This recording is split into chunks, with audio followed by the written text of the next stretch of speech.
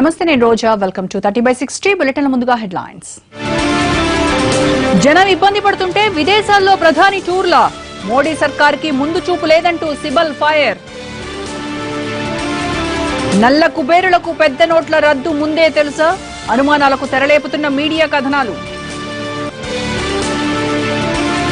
నోట్లు మార్చాలంటే పనులు మానుకోవాల్సిందే, తోపులాటలు ముష్టిఘాతాలని భరిస్తున్న జనం. 2000 నోటుతో కొత్త కష్టాలు, చిల్లర దొరక్క ఇబ్బందులు. హోబర్ట్ టెస్ట్ లో చెలరేగుతున్న సౌత్ ఆఫ్రికా, తొలి ఇన్నింగ్స్ లో 85 పరుగులకు కుప్పకూలిన ఆస్ట్రేలియా.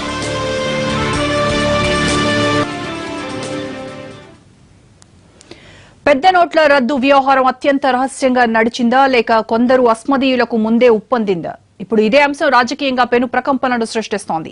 500, 1000 నోట్లు రద్దు చేస్తారన్న లీకేజ్ కారణంగా చాలా మంది నల్ల కుబేరులు ముందే తమ డబ్బులను మార్చేశారన్న ఆరోపణలు పెద్ద ఎత్తున వెల్లువెత్తుతున్నాయి. ఈ ఆరోపణలకు మరింత ఊతమిస్తూ కొన్ని పేపర్ క్లిప్పింగ్స్ సోషల్ మీడియాలో చక్కర్లు కొడుతున్నాయి.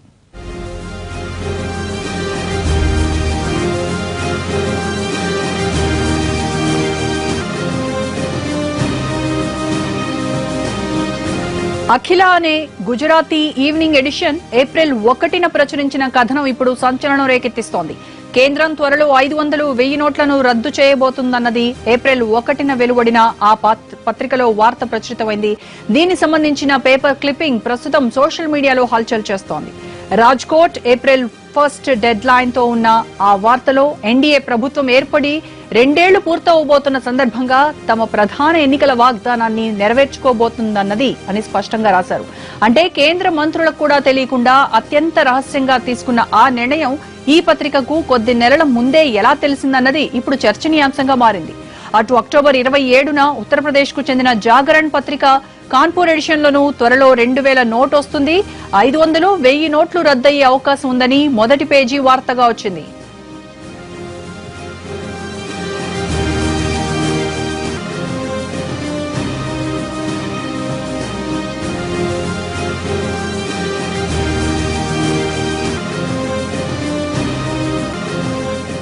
ఇప్పుడు నోట్ల రద్దు లీకేజ్ అంశంపైనే రాజకీయ యుద్ధం నడుస్తోంది.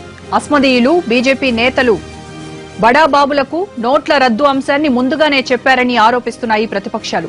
అన్ని స్థాయిల్లోని బీజేపీ నేతలకు నోట్ల రద్దుపై ముందుగానే సమాచారం ఉందని ఆరోపించింది సిపిఎం. పశ్చిమ బెంగాల్లో ఈ నెల 19న 2 ఎంపీ, 1 ఎమ్మెల్యే స్థానానికి ఉప ఎన్నికలు జరగనున్నాయి. ఇందుకోసం బీజేపీ ఓ బ్యాంకులో 1 కోటి డిపాజిట్ చేసిందని సిపిఎం నేతలు ఆరోపిస్తున్నారు. ఈ ఘటన సరిగ్గా నోట్ల రద్దుపై ప్రధాని చేసిన ప్రకటనకు కొన్ని గంటల ముందు జరగడం తమ అనుమానాలకు బలపరుస్తోందని అంటున్నారు. ఈ విషయంపై సిపిఎం ప్రతినిధి బృందం ప్రధాన ఎన్నికల కమిషనర్ కూడా ఫిర్యాదు చేసింది.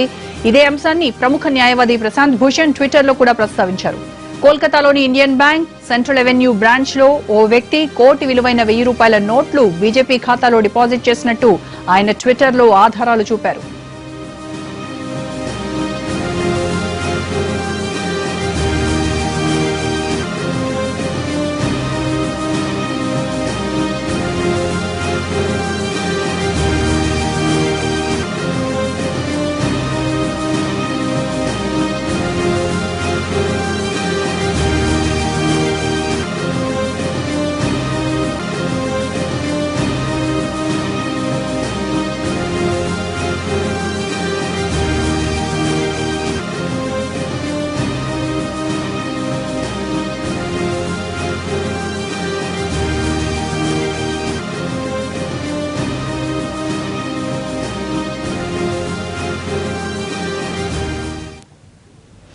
ఉత్తరప్రదేశ్ ఎన్నికల్లో ప్రతిపక్షాలను దెబ్బకొట్టేందుకు కేంద్రం పెద్ద నోట్లను రద్దు చేసిందని ఆరోపించారు కేంద్ర మాజీ మంత్రి, కాంగ్రెస్ నేత కపిల్ సిబల్.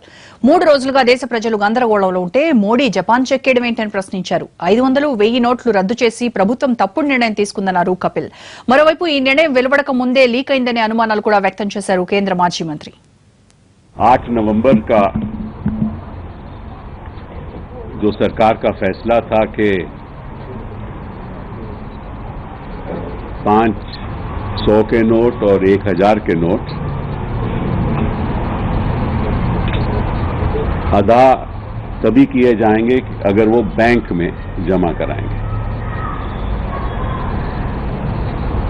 और ये सरकार कोशिश कर रही है कि किसी तरीके से जो काले धन की व्यवस्था इस देश में है उस पर रोक लगाई जाए। मैं समझता हूं कि कोई भी राजनीतिक दल इसका विरोध नहीं कर सकता, लेकिन फैसला तब करना चाहिए जब सारी व्यवस्था सही हो और आम जनता को तकलीफ ना हो। सबसे पहला सवाल मैं उठाना चाहता हूं, and that's very important, the account is mine, the money is mine, then why should I stand in a line? पैसा मेरा, अकाउंट मेरा, उस पे मैंने टैक्स दिया है, वो बैंक में जमा है और मेरे पे रोक लगा दी कि मैं 2000 से ज्यादा नहीं ले सकता। ये तो मेरा संवैधानिक हक है। पैसा मेरा, ये सरकार का तो नहीं है। क्या मोदी जी का पैसा है? बीजेपी की सरकार का पैसा है? पैसा तो आम जनता का है, जिसमें जो बैंक में जमा है।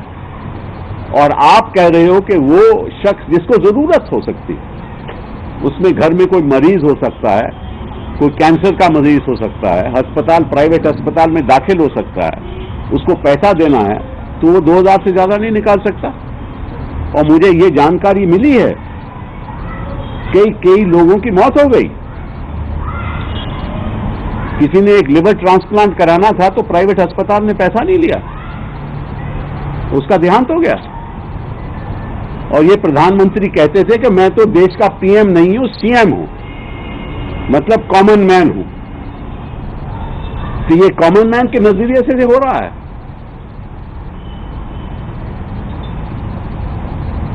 आपने मतलब के,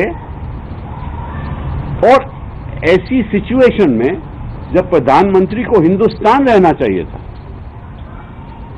आप जापान चले गए। और हो क्या रहा है पिछले 3 दिन में?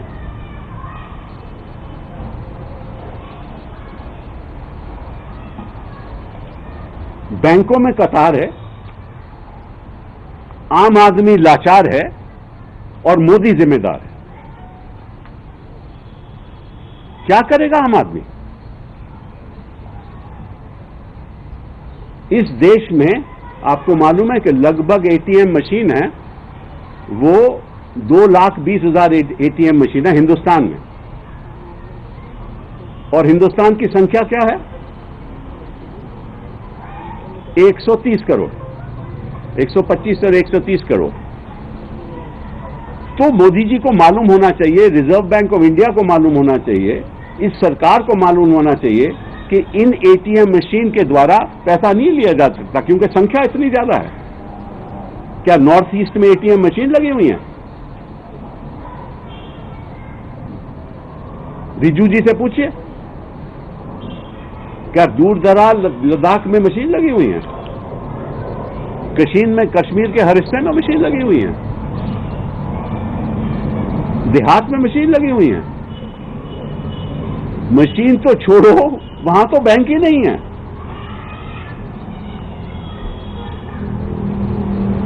तो ये कॉमन मैन का नजरिया है।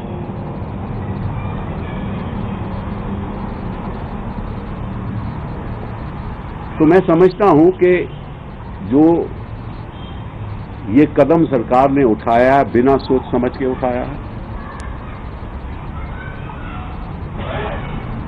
और जल्दबाजी की है, और इस देश में तराई तराई मच रही है।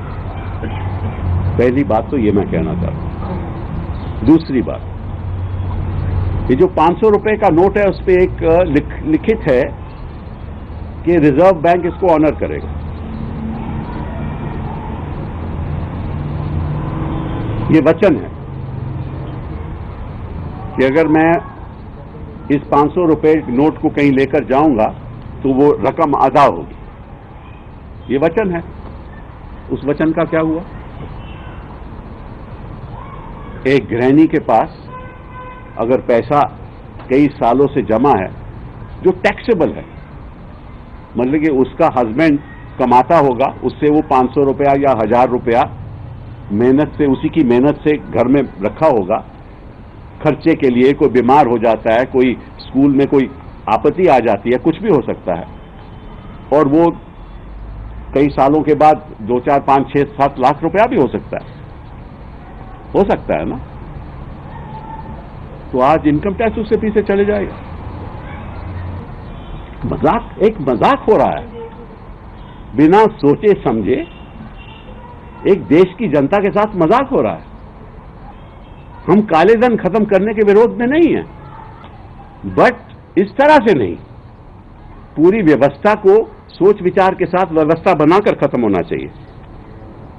अब आपको मालूम है कि जो मशीन है वो भी 2000 रुपए का नोट नहीं एक्सेप्ट कर रही, और अमित शाह साहब उत्तर प्रदेश में कहते हैं कि आखिर वो मशीन है, इंसान नहीं है। तो ये फैसला क्या मशीन ने लिया या इंसान ने लिया था? क्या मोदी जी मशीन है? हम मानते हैं कि वो मशीन है, इंसान नहीं है, लेकिन मोदी जी तो इंसान है। उनको पूरी व्यवस्था बनाकर ये करना चाहिए था। ప్రధానమంత్రి నరేంద్ర మోడీపై మరోసారి తీవ్ర స్థాయిలో విమర్శలు గుప్పించారు ఢిల్లీ సీఎం అరవింద్ కేజ్రీవాల్. మోడీ చేసింది నల్లధనంపై సర్జికల్ స్ట్రైక్ కాదని, సామాన్యుడిపై సర్జికల్ స్ట్రైక్ అని ఆరోపించారు. అంబానీ, అదానీ లాంటి బడాబాబుల దగ్గర నల్లధనం ఉందా లేక క్యూలో నిల్చుని ఉన్న సామాన్యుల దగ్గర ఉందో చెప్పాలన్నారు కేజ్రీ. నోట్ల రద్దు వెనుక భారీ కుంభకోణం ఉందన్నారు కేజ్రీవాల్. రద్దు విషయం కూడా బీజేపీ నేతలు బడాబాబులకు ముందే తెలుసన్నారు. దీంతో వాళ్లంతా భారీగా లబ్ధి పొందారని ఆరోపించారు. मैं आज उनसे ये पूछ रहा हूं कि वो क्या मानते हैं, अंबानी, अडानी, सुभाष चंद्र, बादल, इनके पास काला धन है कि रिक्शे वाला, गृहिणी, व्यापारी, किराने वाला, इनके पास काला धन है? मैं उनसे आज 3 सवाल पूछ रहा हूं। वो अपने दोस्तों की लिस्ट बताएं जिनको उन्होंने 8 नवंबर के पहले बता दिया था कि, और उनका सारा पैसा ठिकाने लगवा दिया था। इस देश के अंदर अमित शाह जी अब उपदेश देंगे ईमानदारी का। They cannot be a bigger irony than that. दूसरा, ये लोग सार्वजनिक करें इस देश के सामने कि 8 नवंबर के पहले अपने दोस्तों की वो लिस्ट सार्वजनिक करें जिन जिन को इन्होंने पहले से बता दिया था और जिन जिन की दौलत, काला धन इन्होंने ऑलरेडी सेट करवा दिया है, ठिकाने लगवा दिया है, तो उसकी सारी लिस्ट सार्वजनिक की जाए। और तीसरा, अब ये जो बड़े स्तर के ऊपर षड्यंत्र और कालाबाजारी और कमीशन खोरी चल रही है, 1000, 500 के नोट 2-2 हजार रुपए के नोट में बदलने की जो देश के अंदर बड़े स्तर पे कमीशन खोरी चल रही है, ये सारा पैसा किसके पास जा रहा है? ये सारा पैसा, ये कमीशन खोर कौन है, दलाल कौन है? इनकी लिस्ट ये लोग सार्वजनिक करें। ये 3 प्रश्न हमारे प्रधानमंत्री जी, अमित शाह और भारतीय जनता पार्टी से हैं। పెద్ద నోట్ల రద్దు మీద పెద్ద పోరాటమే చేస్తున్నారు కేజ్రీవాల్. నిన్న కూడా ఇలాంటి ఆరోపణలు చేశారు ఢిల్లీ సీఎం. 500, 1000 నోట్లు రద్దు చేయడం వెనక కుట్ర ఉందన్నారు ఢిల్లీ ముఖ్యమంత్రి కేజ్రీవాల్. బ్లాక్ మనీని వెలికి తీస్తామని చెబుతున్న మోడీ 1000 రూపాయలను రద్దు చేసి 2000 నోట్లు ప్రవేశపెట్టడంలో మర్మం ఏంటని ప్రశ్నించారు. అవినీతి, నల్లధనంపై ఎన్నో రకాలుగా పోరాటం చేస్తున్నామని, కానీ మోడీ వ్యూహం వెనక బడాబాబుల ప్రయోజనాలు ఉన్నాయని విమర్శించారు ఆయన. एक चीज का जवाब मेरे को नहीं मिल रहा कि 1000 के नोट बंद करके 2000 के नोट लाने से भ्रष्टाचार कैसे खत्म होगा? 1000 के नोट बंद करके 2000 के नोट लाने से काला पैसा कैसे खत्म होगा? जो लोग अफसर को पहले रिश्वत देने जाया करते थे, वो 1000 के नोटों की अगर 100 लेके जाते थे, अब उनको 50 ही ले जाने पड़ेंगे। उनको तो सहूलियत हो गई और ज्यादा 2-2 हजार रुपए के नोट करने से। जिन लोगों के घरों में करोड़ों रुपया जमा था कमरों के अंदर, उनके कमरों में, बिस्तरों में करोड़ों रुपए था, उनको तो अब 2-2 हजार के नोट मिल जाएंगे, उनको तो और सहूलियत हो गई। तो मेरे को अभी तक ये समझ नहीं आ रहा कि 1000 रुपए के नोट हटा के 2000 रुपए का नोट लाने से काला पैसा और भ्रष्टाचार कैसे खत्म होगा। ప్రభుత్వ నిర్ణయం వల్ల ఇబ్బందులన్నీ సామాన్యులు, మధ్యతరగతి ప్రజలకేనన్నారు రాహుల్ గాంధీ. ప్రధాని నిబంధనతో కోటీశ్వరుల కంటే సామాన్యులే ఎక్కువ కష్టాలు పడాల్సి వస్తుందన్నారు.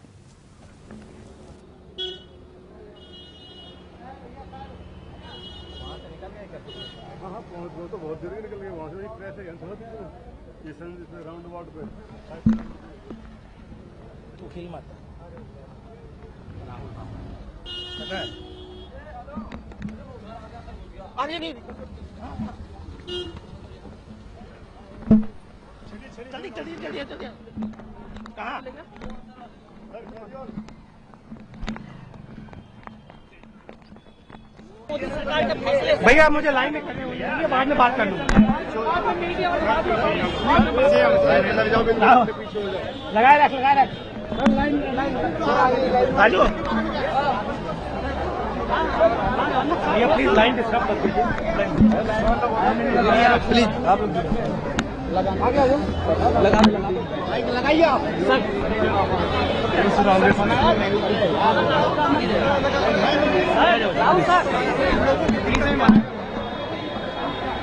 राहुल सर, अरे लाइन पे दिखा एक छोटा सा सर सवाल का जवाब दें, एक छोटा सा सर, कि पब्लिक को जो दिक्कत हो रही है इस पे क्या करें minister of agriculture sir? Public को जो दिक्कत हो रही है, Rahul Gandhi ji nice I am feel very. Congress ఉపాధ్యక్షుడు రాహుల్ గాంధీపై కేంద్ర ఆర్థిక మంత్రి అరుణ్ జైట్లీ మండిపడ్డారు. రాహుల్ గాంధీ బుర్రపెట్టి ఆలోచించాలంటూ హితవు పలికారు. పెద్ద నోట్ల రద్దు వల్ల రైతులు సామాన్యులకు ఎలాంటి ఇబ్బందులు ఉండవని తెలిపారు. వ్యవసాయం పైన వచ్చే ఆదాయంపై పన్ను ఉండదని, రైతులు ఆ ఆదాయాన్ని బ్యాంకుల్లో డిపాజిట్ చేయడం ద్వారా వారికి వడ్డీ వస్తోందన్నారు. కాంగ్రెస్ ఉపాధ్యక్షుడు అవగాహన లేకుండా మాట్లాడుతున్నారని ఎద్దేవా చేశారు.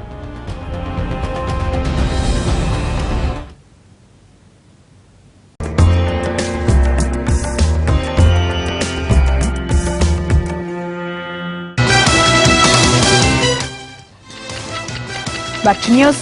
పెద్ద నోట్ల రద్దుతో జనంలో ఆందోళన. ఎప్పుడు తెల్లారుతుందా, ఎప్పుడు నోట్లు మార్చుకుందామా అన్న ఆతృత. పనులన్నీ మానుకుని గంటల కొద్దీ బ్యాంకుల వద్ద పడిగాపులు కాస్తున్నారు. చాంతాడంత క్యూల్లో నిలిచి ఉంటున్నారు. అలాంటి వారికి మేమున్నామన్న భరోసా ఇవ్వాల్సిన బ్యాంక్ సిబ్బంది తమకేం పట్టదన్న రీతిలో వ్యవహరిస్తున్నారు. తీరిగ్గా 10 గంటల తర్వాత విధుల్లోకి వస్తున్నారు. అప్పుడైనా వెంటనే పని మొదలు పెడుతున్నారా అంటే అదీ లేదు. కుర్చీలు తుడిచి, టేబుల్ క్లీన్ చేసి, సిస్టమ్ దుమ్ము దులిపి, ప్రింటర్ సెట్ చేసుకుని తీరిగ్గా సీట్లలో కూర్చుంటున్నారు. ఈ తతంగం అంతా గడిచేసరికి పుణ్యకాలం గడిచిపోతుంది. ఆర్బీఐ ప్రకటించినట్లు కనీసం ముందే బ్యాంకులు తెరవకపోయినా వచ్చిన వెంటనే పని మొదలు పెట్టకపోవడంపై తీవ్ర విమర్శలు వెల్లువెత్తుతున్నాయి. బ్యాంక్ సిబ్బంది తీరుపై ఖాతాదారులు తీవ్ర ఆగ్రహం వ్యక్తం చేస్తున్నారు. దేశమంతా చిల్లర కోసం గగ్గోలు పెడుతుంటే బ్యాంకులకు ఎందుకింత నిర్లక్ష్యం? ఖాతాదారుల కష్టాలు తీర్చాల్సిన బాధ్యత బ్యాంకులకు లేదా? భరోసా ఇవ్వాల్సింది పోయి బాధలు పెడతారా? ప్రైవేటు బ్యాంకులు కాస్త మెరుగ్గానే పనిచేస్తున్నా ప్రభుత్వ రంగ బ్యాంకుల తీరు మాత్రం మరీ దారుణంగా ఉంటోంది. ఈ పరిస్థితిని వెంటనే మార్చాలని కోరుతున్నారు జనం.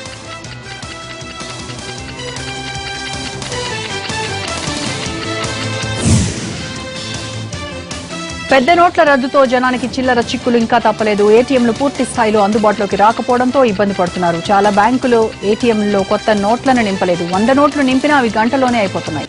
దీంతో జనం బ్యాంకుల్ని ఆశ్రయించాల్సి వస్తోంది. ఉదయం నుంచి రాత్రి వరకు బ్యాంకుల వద్దే పడిగాపులు కాస్తున్నారు. ఆర్బీఐ సూచనల ప్రకారం నిన్నటి నుంచే ఏటీఎంలు అందుబాటులోకి రావాల్సింది.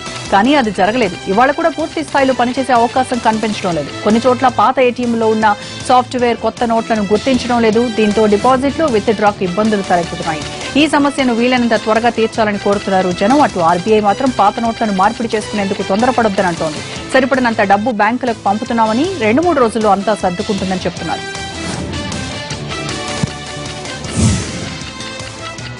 పెద్ద నోట్ల రద్దుతో పాత 500, 1000 రూపాయల నోట్లకు విలువ లేకుండా పోతోంది. ఆ నోట్లను బిచ్చగాళ్లు కూడా తీసుకోవడం లేదు. 500 నోట్ల కట్టలుగా పేరుకుపోయిన కొందరు వాటిని బెగ్గర్స్ కి ఇచ్చేందుకు ప్రయత్నిస్తున్నారు. కానీ వాళ్లు కూడా అవి తీసుకునేందుకు నిరాకరిస్తున్నారు. పెద్ద నోట్లను రద్దు చేయలేదు, కేవలం మార్పిడి మాత్రమే చేస్తున్నామని ఆర్బీఐ, కేంద్రం ప్రకటిస్తున్నా ఇంకా సామాన్య ప్రజల్లో అవగాహన కలగడం లేదు. పాత నోట్లు ఇక చెల్లవనే భావిస్తున్నారు. అందుకే బెగ్గర్స్ కూడా ఆ నోట్లను తీసుకోవడం లేదు.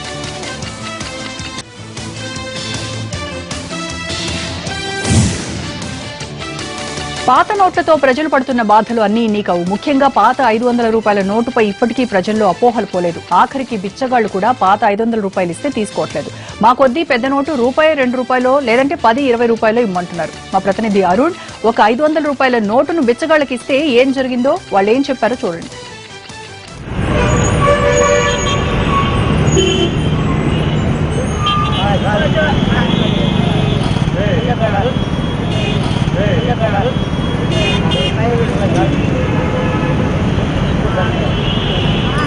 ఈ 500 నోటు విలువ తగ్గలేదు అనే విషయం చాలామంది గుర్తించట్లేదు. నోటు మాత్రమే చెల్లదు, కానీ దీని విలువ అలాగే ఉంటుందనే సమాచారం లేక చాలామంది ఈ నోటును వదిలేసుకోవడానికి తీసుకోవడానికి నిరాకరిస్తున్న పరిస్థితి ఉంది. దీన్ని చేంజ్ చేసుకుంటే దీని విలువ అలాగే ఉంటుందనే సమాచారం లేక కింది స్థాయి వాళ్ళందరూ కూడా ఈ నోట్ను రిజెక్ట్ చేస్తున్న పరిస్థితి కనిపిస్తుంది. మనం ఇక్కడ సెంటర్లలో అడుక్కునే వాళ్ళ దగ్గరికి వెళ్ళి 500 రూపాయలు దానం చేద్దాము, లేదంటే మీరు దీన్ని తీసుకోండి అంటే మాకు వద్దు అని చెప్పడానికి జరుగుతుంది. నోటు మాత్రమే మారింది కానీ దాని విలువ మారలేదనే సమాచారం జనంలోకి పోకపోవడం వల్ల చాలామంది ఇబ్బంది పడుతున్న పరిస్థితి ఉంది. అసలు ఎందుకోసం ఈ 500 తీసుకోవట్లేదు అనేది వీళ్ళతో మాట్లాడదాం. ఎవరు 500 నోట్ని ఎందుకు తీసుకోవట్లేదు మీరు?